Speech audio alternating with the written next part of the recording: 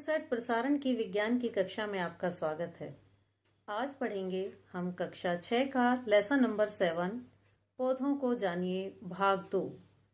इस भाग को पढ़ने के पश्चात हमारे शिक्षण अधिगम के प्रतिफल होंगे पत्तों की बाह्य संरचना व उनके कार्य जानना, जड़ों के प्रकार व उनके कार्यों के विषय में जानना तथा फूल के विभिन्न भागों की विस्तृत जानकारी प्राप्त करना। प्यारे बच्चों, पिछले भाग में हमने पौधे के विभिन्न भाग जाने, जैसे तना, पत्ती, जड़, फूल, फल व बीज। इसी के साथ हमने तने के विषय में विस्तृत जानकारी प्राप्त की और तने के कार्यों का विस्तृत अध्ययन किया। आइए तने के अध्ययन के पश्चात अब हम अगले उस पर चलते हैं, पत्ती। और सबसे पहले देखते हैं पत्ती के बाह्य भाग। जैसा कि आप ये चित्र में देख रहे हैं, पत्ती जिस शाखा से जुड़ी होती है, जिस बिंदु पर जुड़ी होती है, उसे पर्णाधार कहा जाता है। इसके पश्चात पत्ती और पर्णाधार के बीच जो संरचना है जिससे पत्ती जुड़ी रहती है, उसे कहा जाता है पर्णवृंत। पत्ती के चौड़े, चपटे व हरे भाग को फलक कहा जाता है। अब जरा ध्यान से देखिए, आप बीचों बीच पत्ती के एक शिरा जाते हुए देख रहे होंगे। यह शिरा मुख्य शिरा कहलाती है। इस मुख्य शिरा में से आप ये अन्य सहायक शिराएं जाते हुए देख रहे हैं और इन शिराओं में से अन्य छोटी छोटी शिराएं निकल रही हैं, जिससे एक जाल बन जाता है। यह जाल कहलाता है शिरा विन्यास।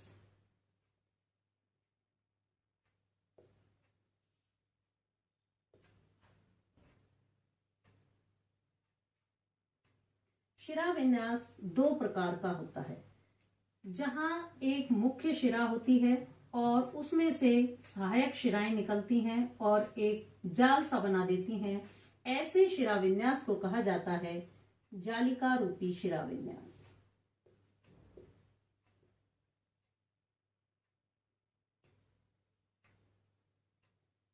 जबकि दूसरे प्रकार के शिरा विन्यास में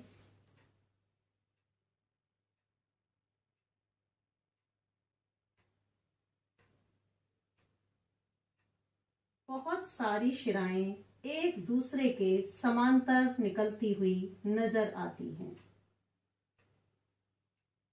इस प्रकार के शिरा विन्यास को कहा जाता है समांतर शिरा विन्यास।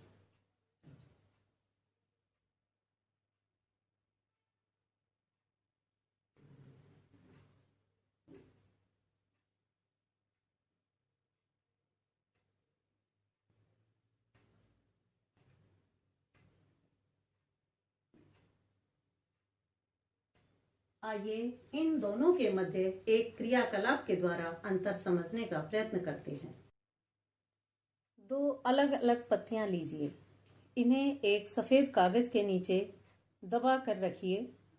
अब एक पेंसिल को तिरछा पकड़िए और इसकी नोक से कागज के उस भाग को जिसके नीचे पत्ती है रगड़िए। देखिए, कुछ रेखाओं के साथ छाप दिखाई देनी शुरू हो गई है।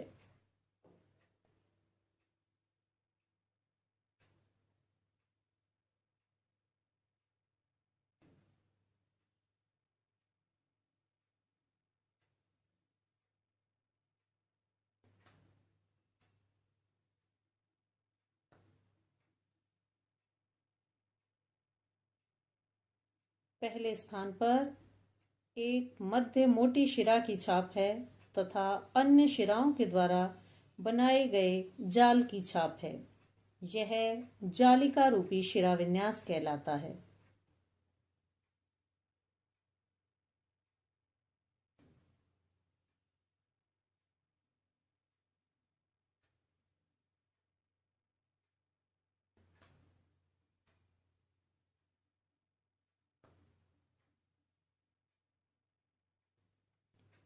जबकि दूसरी पत्ती के ऊपर अनेक शिराएं एक दूसरे के समांतर बढ़ती नजर आ रही हैं। इस प्रकार का शिराविन्यास समांतर शिराविन्यास कहलाता है। जिन पौधों की जड़ें मूसला जड़ होती हैं, उनमें जालिका रूपी तथा जिन पौधों की जड़ें रेशेदार अथवा झकड़ा जड़ें होती हैं, उनमें समांतर शिराविन्यास पाया जाता है। इस प्रकार बिना पौधों को उखाड़े केवल पत्तियों को देखकर ही हम बता सकते हैं कि कौन से पौधों की जड़ें मूसला होंगी और कौन से पौधों की जड़ें रेशेदार होंगी।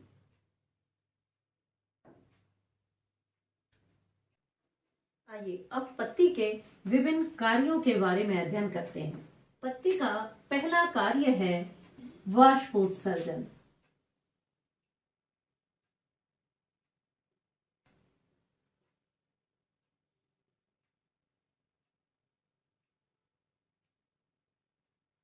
पत्तियों के चपटे हरे भाग पर छोटे छोटे छिद्र होते हैं। इन छिद्रों को स्टोमेटा या रंध्र कहा जाता है। इन रंध्र के द्वारा पौधे की पत्तियां लगातार वायुमंडल में पानी वाष्पोत्सर्जित करती रहती हैं, पानी भाप बनाकर उड़ाती रहती हैं। इसे वाष्पोत्सर्जन कहा जाता है। ये रंध्र की संरचना इस प्रकार की होती है।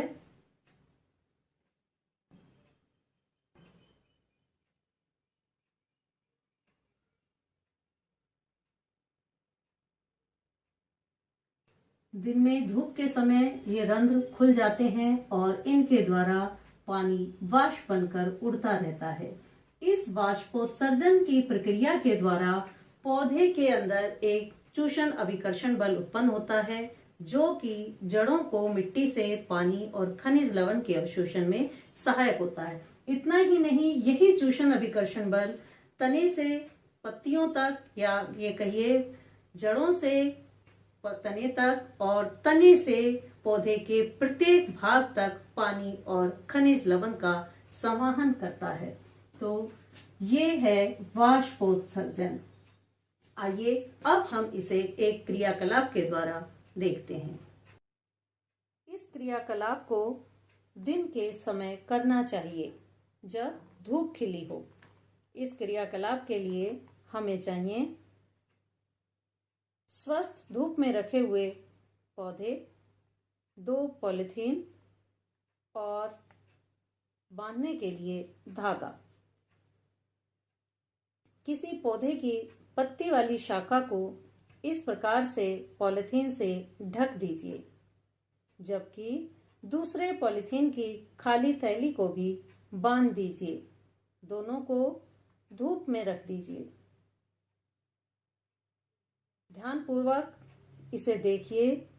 यहाँ किसी भी प्रकार की पानी की बूंदें दोनों में से किसी भी पॉलीथीन के अंदर नजर नहीं आ रही हैं। कुछ घंटों के बाद इसका हम पुनर्वलोकन करेंगे। अब क्या देखते हैं? क्या किसी थैली के अंदर जल की बूंदें दिखाई देती हैं?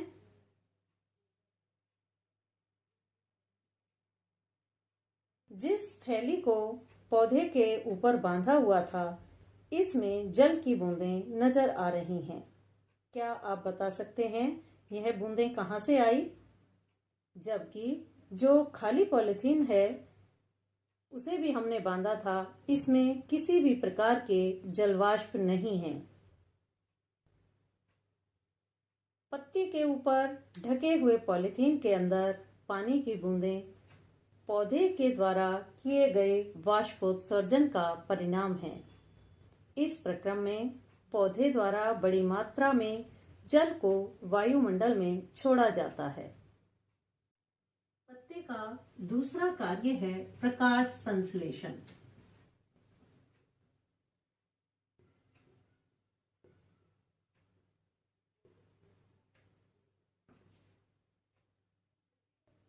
प्रकाश संश्लेषण अर्थात भोजन बनाना। पत्तियां वायुमंडल से कार्बन डाइऑक्साइड तथा जड़ों के द्वारा तने की सहायता से पहुंचे हुए पानी और क्लोरोफिल की उपस्थिति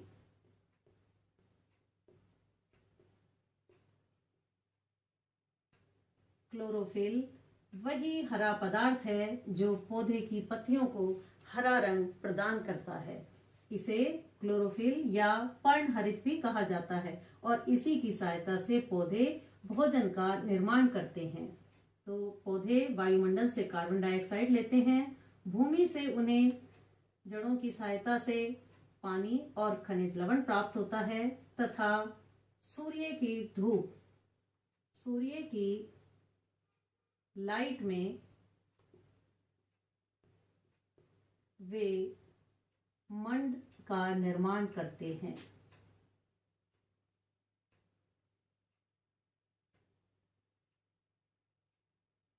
और इसके साथ ही उत्सर्जित करते हैं प्राणवायु ऑक्सीजन।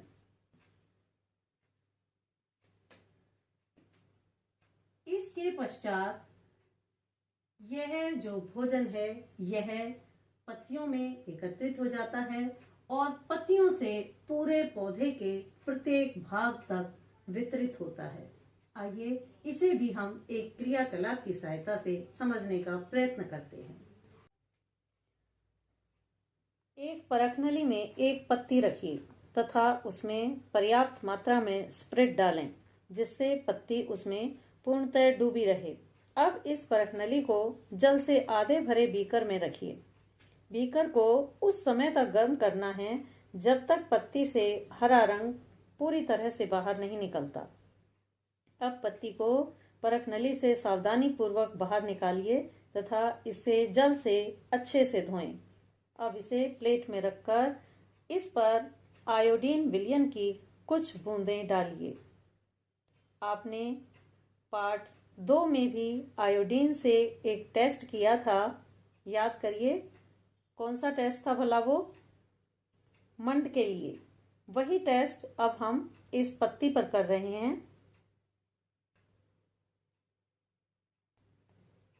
क्या पत्ती के रंग में कुछ अंतर आया? यही अंतर सिद्ध करता है कि पत्ती के अंदर मंड है जो कि प्रकाश संश्लेषण की प्रक्रिया के द्वारा निर्मित हुआ है। यही मंड पौधे के विभिन्न भागों में संग्रहित हो जाता है और हम पौधे के विभिन्न भागों को भोजन के रूप में प्रयोग में लाते हैं। पत्ती के इन दोनों कार्यों के अलावा एक अन्य भी कार्य है जो किसी विशेष परिस्थिति में उत्पन्न होता है, जिसे कहा जाता है पत्तियों में रूपांतरण। जैसे कांटों के रूप में। कांटों के रूप में कई बार पत्तियां क्यों रूपांतरित हो जाती हैं? क्योंकि वाष्पोत्सर्जन की प्रक्रिया को धीमा करना होता है। जैसे मरुस्थलीय प्रदेश के अंदर जहां पानी की पहले से ही कमी होती है, पत्तियां वाष्पोत्सर्जन को समाप्त करने के लिए या बहुत कम मात्रा में वाष्प उत्सर्जित करने के लिए कांटों का रूप धारण कर लेती हैं और उस परिस्थिति में जो पत्तियों का कार्य है भोजन के निर्माण का, वह तने के द्वारा किया जाता है। ऐसा आप कैक्टस आदि में देख सकते हैं। दूसरा है शूल अथवा हुक के रूप में रूपांतरण हो जाता है। शूल अथवा हुक के रूप में पौधे की रक्षा करने के लिए पत्तियां कई बार शूक या शूल अथवा हुक में रूपांतरित हो जाती हैं। इसी प्रकार कई बार पौधों को सहारा देने के लिए विशेष रूप से आरोही तथा विसर्पी लताओं में ये टेंड्रिल के रूप में रूपांतरित हो जाती हैं।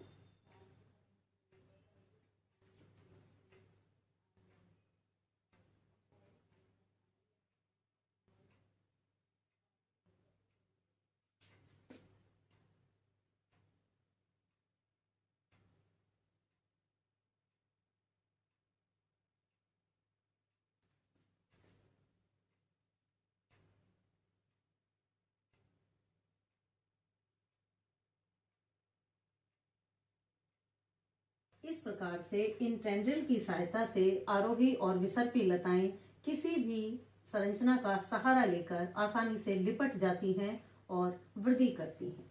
इस प्रकार हमारे पत्तियों के कार्य पूरे हुए। आइए बच्चों, पत्ती को पढ़ने के पश्चात अब हम पढ़ते हैं जड़ के विषय में। जड़ पौधे का वह भाग है जो प्राय भूमि के अंदर रहता है, इसलिए हमें यह दिखाई नहीं देता। यह प्राय भूरे अथवा हल्का सा ब्लैकिश कलर लिए हुए होती है। जड़ें दो प्रकार की होती हैं। पहले हम जड़ों के प्रकार पढ़ते हैं। जड़ें मुख्यतः दो प्रकार की होती हैं। जैसा कि आप सामने चित्र में देख रहे हैं, यहाँ एक मुख्य जड़ है और इस जड़ में से अन्य जड़ें निकल रही हैं। यह जो मुख्य जड़ है, यह मेन जड़ या मुख्य जड़ कहलाती है और इसमें से निकलने वाली ये समांतर छोटी छोटी जड़ें होती हैं। इस प्रकार की जहां जड़ें पाई जाती हैं, इस प्रकार के जड़ों को कहा जाता है मूसला जड़।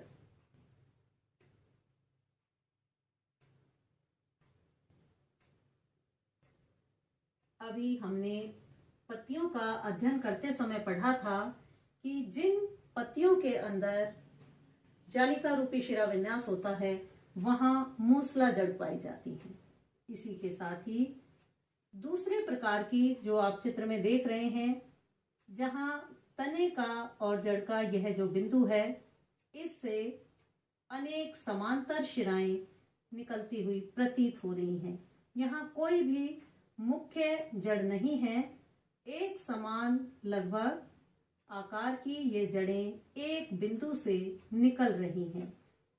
इस प्रकार की जो जड़ें हैं, ये कहलाती हैं रेशेदार अथवा झकड़ा जड़।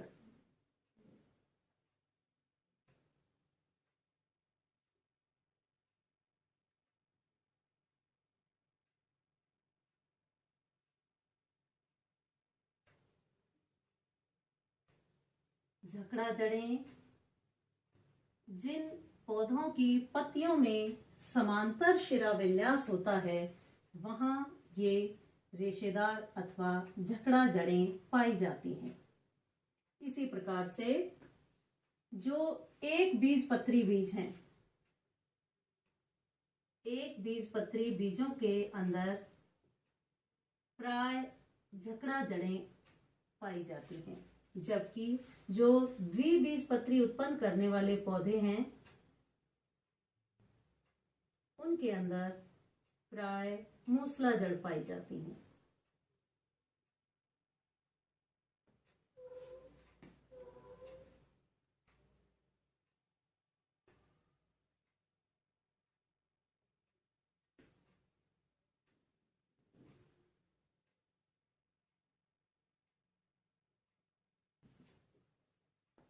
एक बीजपत्री और द्विबीजपत्री बीज, आप ये समझिए कि एक बीजपत्री बीज वे बीज होते हैं जिन्हें हल्का सा दबाव देने पर, उंगली के बीच में यदि हम रखें और हल्का सा दबाव दें, यदि वह बीज दो समान भागों में बट जाता है तो वह कहलाता है द्विबीजपत्री बीज। जबकि एक बीजपत्री बीज दो समान भागों में नहीं बटता, इसलिए उसे कहते हैं एक बीजपत्री बीज। एक बीजपत्री बीजों के उदाहरण हैं गेहूं, चावल, मक्का। जबकि द्विबीजपत्री पौधों के जो बीज हैं, उनके उदाहरण हैं चना और मूंग, उड़द, मसूर। अब पढ़ते हैं जड़ के कार्य। पहला कार्य है पौधे की स्थिरक। स्थिरक का अर्थ है पौधे को स्थिर करके रखना अथवा बांधे रखना। जड़ें पौधे को मिट्टी के अंदर बांध के रखती हैं या उसकी मजबूती से पकड़ बनाए रखती हैं, जिस कारण इन्हें पौधे का स्थिरक का नाम दिया गया है।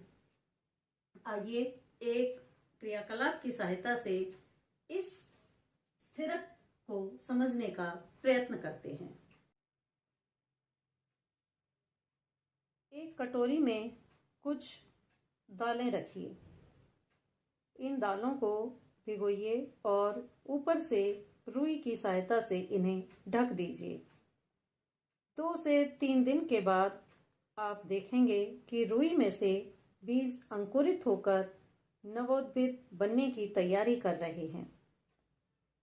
अब इन्हें फोर्सेप की सहायता से रुई से खींचने का प्रयत्न कीजिए। आप क्या देख रहे हैं कि रुई से पौधे का बीज का अंकुर आसानी से नहीं खिंच रहा। इससे हम यह अनुमान लगा सकते हैं कि जड़ें किस प्रकार भावी पौधे को मिट्टी के अंदर बांध कर रखती है। यही कारण है कि हम पौधों को भूमि से खींचकर आसानी से नहीं निकाल पाते और उन्हें मिट्टी खोद कर निकालना पड़ता है। कई बार यदि हम जल्दबाजी करते हैं तो ये जड़ें टूट जाती हैं, जिससे पौधे को नुकसान पहुंच सकता है। इसलिए अब आप समझ गए होंगे कि जड़ों को मिट्टी में पौधे का स्थिरक क्यों कहा जाता है।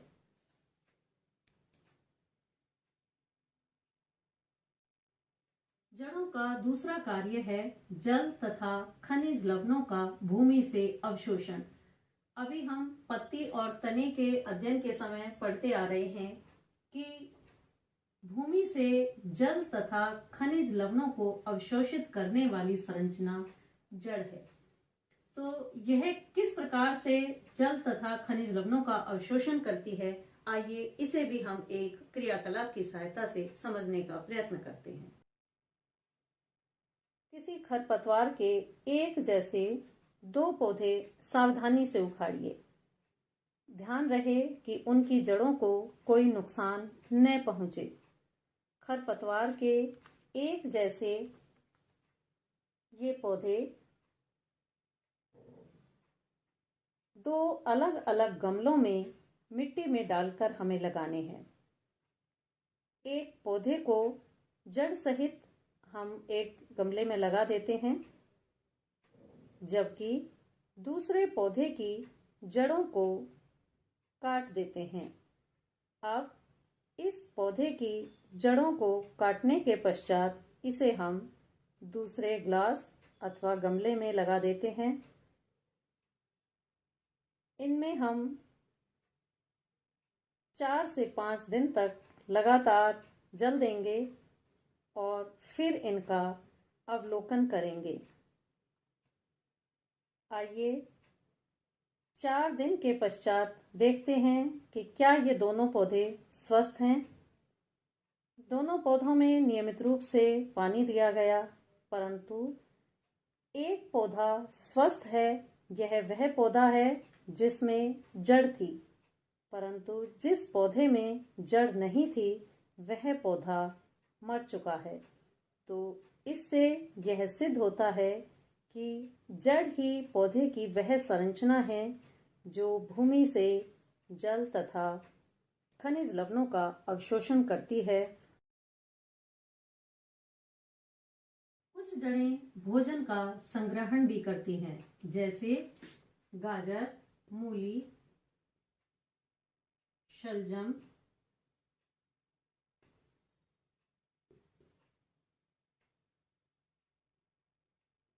शकरकंद आदि।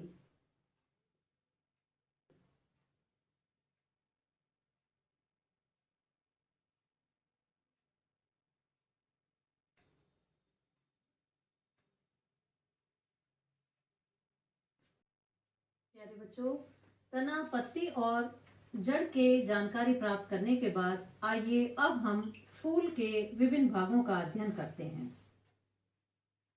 फूल शाखा के जिस स्थान पर लगा होता है उस बिंदु को कहा जाता है पुष्प वृंत।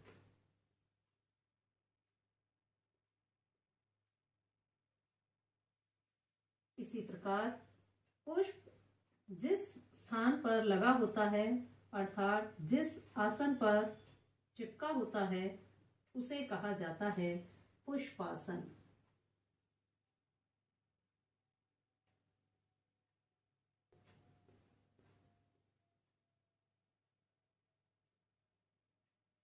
पुष्पासन से ऊपर देखिए हरे रंग की कुछ छोटी छोटी संरचनाएं नजर आ रही हैं। इन्हें कहा जाता है बाह्य दल पुंज।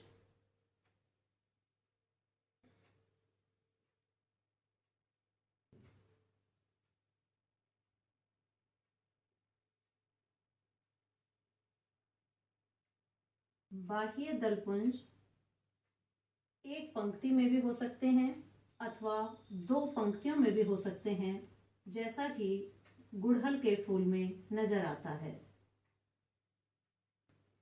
बाह्य दल पुंज की इन छोटी संरचनाओं की संख्या गिनकर देखिए, ये कितनी है? 5, 6, 7। ये फूल से फूल पर निर्भर करता है। इनकी संख्या 5 भी हो सकती है, 6 भी हो सकती है, और इसी प्रकार इनकी पंक्ति 1 या 2 भी हो सकती हैं।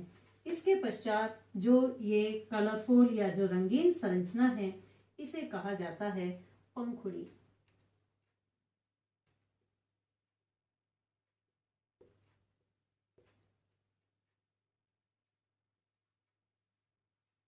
बाह्य दल पुंज का कार्य है फूल की रक्षा करना, जबकि पंखुड़ियों का कार्य है परागण की प्रक्रिया के लिए विभिन्न कीटों को आकर्षित करना।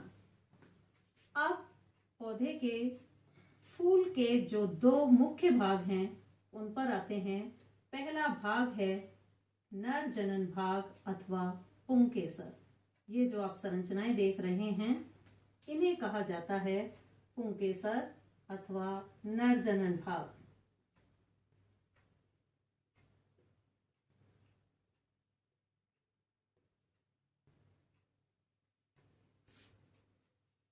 पुंकेसर किसी भी स्थान पर स्थित हो सकते हैं। पुष्पासन के ऊपर स्थित हो सकते हैं, पंखुड़ियों के ऊपर भी स्थित हो सकते हैं, अथवा जो स्त्री केसर है उस पर भी स्थित हो सकते हैं। यह प्रत्येक फूल के ऊपर अलग अलग स्थान पर पाए जा सकते हैं। इनका कोई निश्चित एक स्थान नहीं होता कि प्रत्येक फूल में ये उसी स्थान पर पाए जाएंगे। इसके पश्चात जो मादा जनन भाग है, इसे कहा जाता है स्त्री केसर।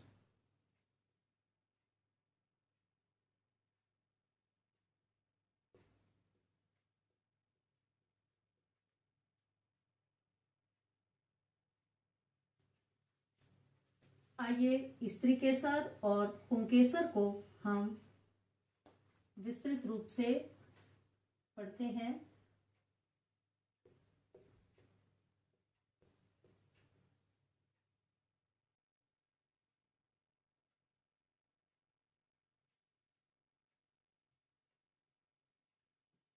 पुंकेसर के दो भाग होते हैं। पहला जो आप यह तंतुनुमा भाग देख रहे हैं, इसे कहा जाता है पुतंतु।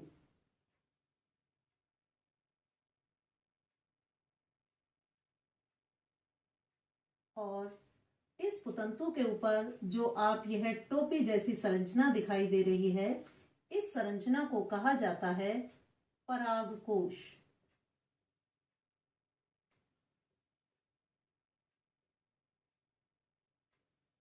परागकोश के अंदर पराग कण होते हैं।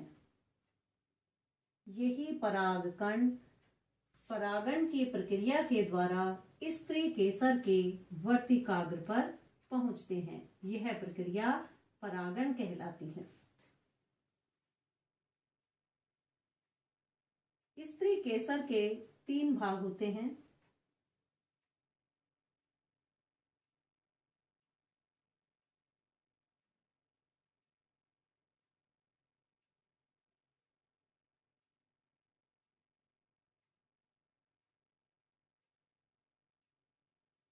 पहला ऊपर का जो चपटा, गोल या टोपी नुमा किसी भी आकृति का हो सकता है, यह भाग कहलाता है वर्तिकाग्र।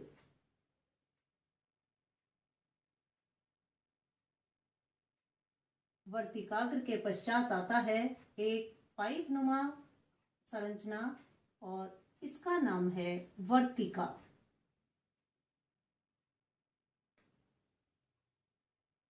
स्त्री केसर का नीचे का भाग थोड़ा फूला हुआ रहता है, इसे कहा जाता है अंडाशय।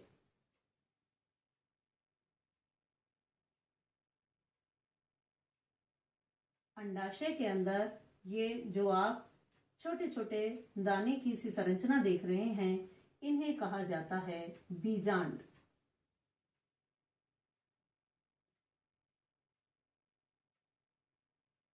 परागण के पश्चात वर्तिकाग्र पर परागकण पहुंचते हैं। यह प्रक्रिया अभी जैसे मैंने बताया परागण कहलाती है, और यही परागकण वर्तिका से होते हुए अंडाशय में पहुंचते हैं और बीजांड तक पहुंचते हैं। आइए अब हम बीजांड का थोड़ा सा विस्तृत अध्ययन कर लेते हैं एक क्रियाकलाप के द्वारा। अंडाशय स्त्री केसर का सबसे निचला और फूला हुआ भाग है। इसकी आंतरिक संरचना के अध्ययन के लिए इसे काटना पड़ता है। इसे हम दो प्रकार से काट सकते हैं। पहला अनुदैर्घ्य काट और दूसरा अनुप्रस्थ काट।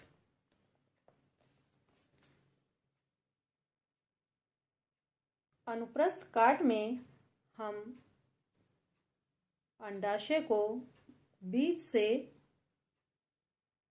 इस प्रकार से काटते हैं, जबकि अनुदैर्घ्य काट का अर्थ है लंबाई में काट, और हम इसे इस प्रकार से काट सकते हैं। देखिए, अंडाशय में छोटी छोटी गोल संरचनाएं दिखाई दे रही हैं। इन्हें बीजांड कहा जाता है।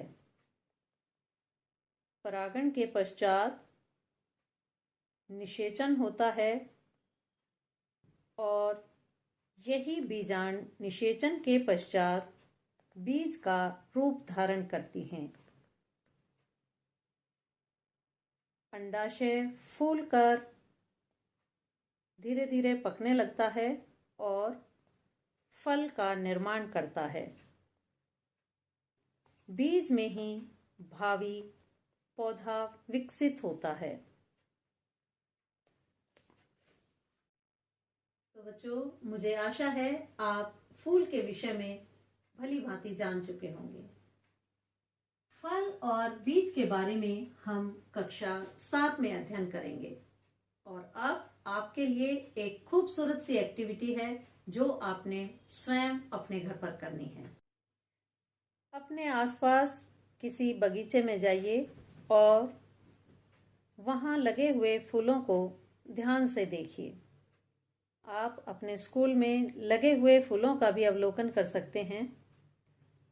और अब आपकी पुस्तक में पेज नंबर 61 पर बनी सारणी नंबर 7.3 को भरिए। इसमें गुलाब का उदाहरण दिया गया है। आपने ऐसे ही अन्य फूलों का अध्ययन करना है और उनके बारे में लिखना है। आइए बच्चों, अब एक बार पुनः चर्चा करते हैं कि हमने इस पाठ में क्या सीखा। हमने सीखा जड़ों के प्रकार और उनके कार्य, एक बीजपत्री बीज तथा द्विबीजपत्री बीज क्या होते हैं।